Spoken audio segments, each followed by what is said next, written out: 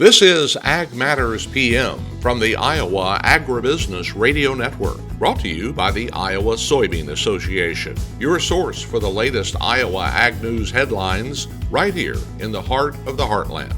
With reports from our award-winning team of Dustin Hoffman, Riley Smith, Mark Magnuson, and Andy Peterson. Now, from the IARN studios in Des Moines, here's Mark. Hello and welcome into Ag Matters PM on the Iowa Agribusiness Radio Network. I'm Mark Magnuson. Today is Thursday, January 30th of 2025, and we're so glad you can join us for today's show. In today's episode, I will be joined by Jason Meyer of agmarket.net for our closing markets.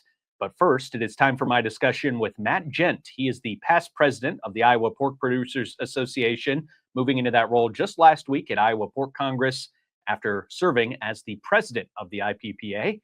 And I learned from Matt all about the things that went into that job over the past year and what he's looking forward to for the future of the hog industry. Mark Magnuson for the Iowa Agribusiness Radio Network, and I'm joined today by Matt Gent. He is the past president of the Iowa Pork Producers Association as of this week at Iowa Pork Congress. Matt, first of all, could you tell me, please, what you kind of learned in the role of president over the last year and kind of your takeaways from being in that position?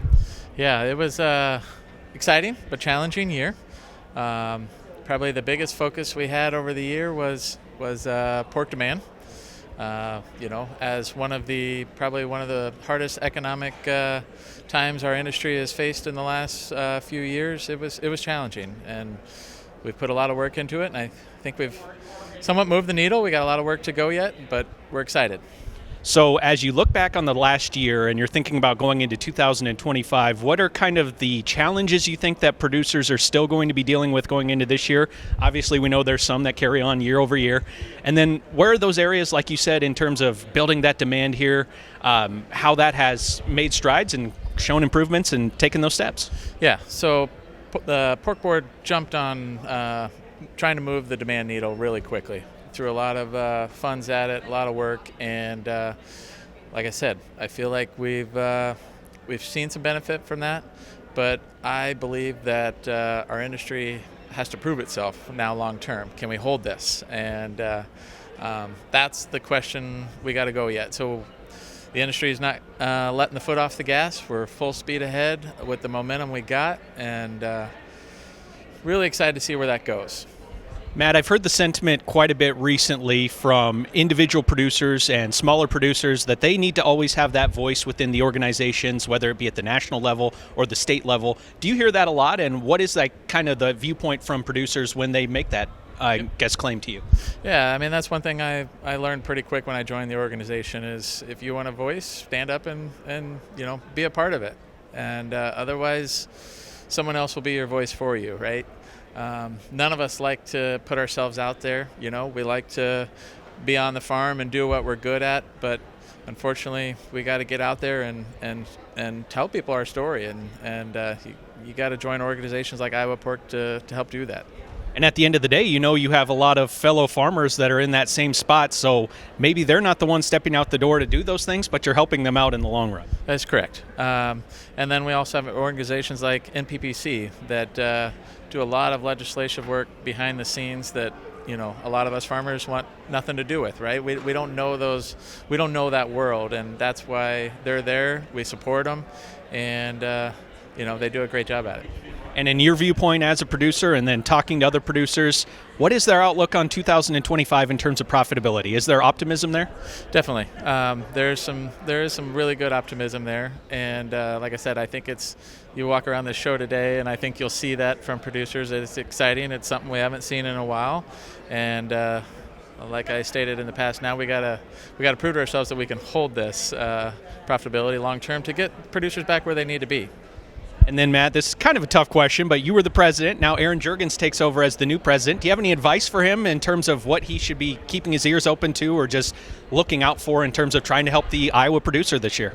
Yep. The biggest thing is listen, right? We're a producer-based organization, so listen to the producers and be their voice. Matt Gent, the past president of the Iowa Pork Producers Association, my guest today here at Iowa Pork Congress 2025. Matt, thanks so much for the time, and once again, congratulations on a great year, and enjoy the new role as past president. Thank you very much for having me. Thank you to Matt Gent of the Iowa Pork Producers Association for joining today's show. Coming up next, it is our closing markets with Jason Meyer of agmarket.net. But first, we will have a word from our sponsor, the Iowa Soybean Association and the Soybean Checkoff. You're watching Ag Matters PM. Iowa Soybean Association is driven to deliver for Iowa's 40,000 soybean farmers. We're proud to provide objective agronomic research, a helping hand with soil and water stewardship, and timely industry news powered by the Soybean Checkoff. Learn more at iasoybeans.com. You're watching Ag Matters PM for Thursday on the Iowa Agribusiness Radio Network, and I'm joined today by Jason Meyer of agmarket.net. Jason, how did we trade in the grains today? We were a little bit weaker today. I think we just saw some profit taking. We saw corn make a new 8-month high yesterday and no follow through. And then there's a little bit of concern about the forecast in Argentina putting a little bit more rain in. So that kind of took the bean market down. And then the threat of tariffs coming here on February 1st is also, I don't want to say spooking the market, but has the market a little bit concerned. And right now, just with what the landscape looks like right now, I guess it's probably not too surprising that we're seeing some volatility of a day up one day followed by a down day, and then seemingly kind of waiting to see what happens potentially this weekend, like you mentioned with those tariffs. Yep, for sure. And then another thing to add, it's the month end. So the funds that have been long have had a tremendous gain in their account. And are they going to book that profit for the month end? So I think we got a little bit of that coming in as well. Jason, we know that we closed out the growing season in 24 so dry here in the state of Iowa, and we haven't had much moisture yet this winter. Have you heard any dryness concerns yet, thinking about 2025 growing season? Some of the producers that I work with here in Iowa and across the Midwest are starting to talk about the dryness here, but they also say it's January and a lot can change. We did have tremendous fog in the state, and if you're a big believer in the 90 days after fog, we could see some moisture coming in the last half of March here. So it's still too early, but it's on the back of everybody's mind. And I was taking a look at that drought monitor yesterday, and we're not in any kind of bad situation when it comes to the soil moisture profile overall. It's just some pockets of some dryness around the state right now. Let's talk about that other side of the ag marketplace, the livestock complex. How did cattle and hogs trade today? Cattle were down pretty hard today, not because there's anything negative going on, but we just made new record highs on cattle here earlier this week, and just a little profit taking. Cash cattle trade continues to be on fire this week, so we're at all-time record highs. So just expect a lot of volatility in the cattle market. And the hog market, there's some concern about the exports here, especially to Mexico, but the hog market was able to overcome that and have a nice up day here today. Jason Meyer of agmarket.net, my guest here today. Jason, what's the best way for our viewers to get in touch for more marketing information? Check us out at agmarket.net and then reach out to me or any of our teammates. Thanks so much for the time here today, Jason. Appreciate it, and have a great rest of your week. Thank you, Mark. Thank you to Jason Meyer of agmarket.net for our closing markets here today. Let's take a look at how the markets closed, and we can find those numbers under the markets tab of our website, and you can find those anytime at iowaagnet.com. March corn down 6 3/4 at $4.90 1/4. March soybeans down 16 1/2 at $10.44 even. March soybean meal down 5.10 at $304.70. March soybean oil up a penny at $44.98.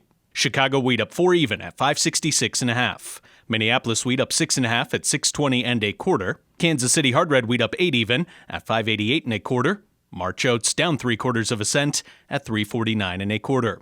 On the Merc, February live cattle down $2.55 at $204.47. March feeder cattle down $2.07 at $273.20. February lean hogs up 47 cents at $84.37. February pork cutout unchanged at $91.32. Class 3 milk is up a penny at $20.35. That's our closing markets for today and brings us to the end of today's show. You can find all of our content on our website at iowaagnet.com. You can also follow us on social media at Facebook, X, TikTok, and LinkedIn. Don't forget to subscribe to our YouTube channel as well. And you can listen to our morning, midday, and closing market podcast as well as our daily Iowa Ag Matters podcast at Apple, Amazon, Google, Spotify, and Podbean. From the Iowa Agribusiness Radio Network studios in Des Moines, I'm Mark Magnuson. For Riley Smith, Dustin Huffman, and Andy Peterson, we thank you for watching. This has been Ag Matters PM.